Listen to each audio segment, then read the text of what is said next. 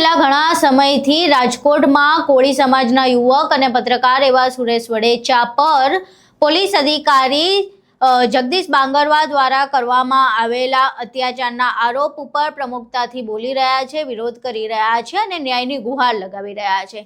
આ કિસ્સો હજુ ચાલી રહ્યો છે એવામાં જિગ્નેશ મેવાણીનો નવો એક વિડીયો સામે આવ્યો છે। આ વિડીયોમાં જિગ્નેશ મેવાણી એક નાના બાળક સાથે જોવા મળી રહ્યા છે। આ બાળકનો પગ કપાઈ ગયો છે અને એવો આરોપ લગાવવામાં આવી રહ્યો છે કે પોલીસ ફરિયાદ નથી લેતી, કારણ કે જે ટ્રક કે વાહન દ્વારા તે બાળકને કચડીને તેનો પગ કાપી નાખવામાં આવ્યો છે એ ટ્રક ભાજપના કોઈ પૂર્વ સાંસદનું છે। એના કારણે પોલીસ દ્વારા 5-5.5 મહિના પહેલા થયેલા અકસ્માત ઉપર હજુ સુધી ફરિયાદ દાખલ કરવામાં નથી આવી રહી અને એટલે જિગ્નેશ મેવાણી દ્વારા આ બાબતે ચર્ચા કરવામાં આવી હતી। પરિવારે જિગ્નેશ મેવાણીને સમગ્ર બાબતે જાણ કરી હતી અને બાદમાં જિગ્નેશ મેવાણીએ આ મામલે વિડીયો બનાવીને પોતાના સોશિયલ મીડિયા પર પોસ્ટ કર્યો હતો। પહેલા એ વિડીયો જોઈએ જેમાં જિગ્નેશ મેવાણી આ બાળક સાથે બેઠેલા છે અને તેમના પગ કપાઈ ગયા છે અને એના વિશે વાત કરી રહ્યા છે અને એવો આરોપ લગાવી રહ્યા છે કે જે ટ્રક દ્વારા બાળકનો પગ કાપવામાં આવ્યો, અકસ્માત કરવામાં આવ્યો, તે ટ્રક પૂર્વ સાંસદનું હોવાના કારણે આ જે ઘટના બની છે અકસ્માતની તેના ઉપર પોલીસ ફરિયાદ દાખલ કરી રહી નથી। આની પર ટ્રક ચડાઈ દીધા બાળક મિત્રો જુઓ છો બધા આટલા માસૂમ બાળક ઉપર આજનો પગ કપાયેલો દેખાય છે। કેટલો દિવસ થયો? 5.5 મહિના થયા। તમે એમના પિતા છો, શું નામ આપનું? અશ્વિનભાઈ એમના પિતા 5.5 મહિનાથી થઈ રહ્યા છે। આ માસૂમ બાળક એનો પગ કપાઈ ગયો, એક ટ્રકે એની ઉપર ગાડી ચડાવી દીધી અને ભારતીય જનતા પાર્ટીના પૂર્વ સાંસદની ગાડી હોવાનું મનાય છે।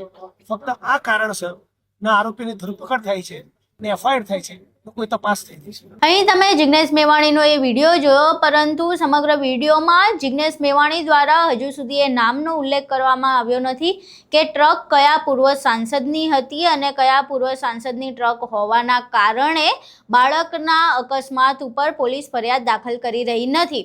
જો જિગ્નેશ મેવાણીનો આ આરોપ સાચો છે તો એ પ્રશ્ન ઊભો થાય છે કે પૂર્વ સાંસદ કોણ છે અને કોની ધાકના કારણે પોલીસ તંત્ર બાળક સાથે થયેલી આ જે અકસ્માતની ઘટના છે તેના ઉપર પોલીસ ફરિયાદ દાખલ નથી કરી રહી। અને એ પૂર્વ સાંસદ જો કોઈ પણ હોય, પરંતુ જો પોલીસ આવી રીતે નેતાઓની ધાક ધમકીના કારણે જો ડરીને કોઈ નાના બાળક માટે ન્યાયની પ્રક્રિયા ન કરી શકતી હોય, જો પોલીસ ફરિયાદ ન કરી શકતી હોય, તો પછી પોલીસ તંત્ર પર પણ એક મોટો પ્રશ્ન થઈ રહ્યો છે।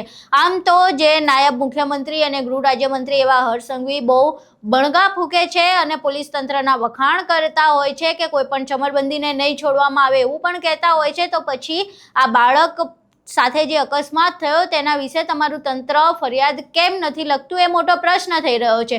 જો કે હજુ સુધી પોલીસ તંત્ર દ્વારા કોઈ પ્રતિક્રિયા આપવામાં નથી આવી કે આ સમગ્ર મામલે કોઈ ફરિયાદ કેમ લેવામાં નથી આવી અને જિગ્નેશ મેવાણી દ્વારા પણ એ પૂર્વ સાંસદનું નામ હજુ સુધી સામે આપવામાં આવ્યું નથી। ત્યારે બે પ્રશ્ન ખૂબ જ મોટા અહીં ઊભા થાય છે કે પૂર્વ સાંસદ છે કોણ, જેની ધાક ધમકીથી પોલીસ તંત્ર ડરી રહ્યું છે અને ફરિયાદ દાખલ નથી કરતું, અને બીજો પ્રશ્ન એ ઊભો થઈ રહ્યો છે કે પોલીસ તંત્ર જેને સ્વતંત્રતાથી કામ કરવાનું હોય એ ક્યાં સુધી આવી રીતે નેતાઓની ચાપલૂસી કર્યા રાખશે અને નિર્દોષોને ન્યાય નહીં મળે। સમગ્ર વિડીયો તમે જોયો, આખી ઘટના જાણી, તમામ વિશે તમારા શું મંતવ્યો છે? જિગ્નેશ મેવાણીએ જે વાત કરી એના વિશે તમારું શું માનવું છે અને તમારું શું માનવું છે કે આ પૂર્વ સાંસદ કોણ હશે જેની ધાક ધમકીના કારણે પોલીસ તંત્ર પણ ફફડી રહ્યું છે અને ફરિયાદ નથી દાખલ કરતું? તમામ વિશે તમારા મંતવ્યો અમને કોમેન્ટ બોક્સમાં જરૂર જણાવજો। વિડીયો પસંદ આવ્યો હોય તો વિડીયોને લાઇક કરજો, શેર કરજો અને ચેનલને સબસ્ક્રાઇબ કરવાનું ભૂલશો નહીં। નમસ્કાર।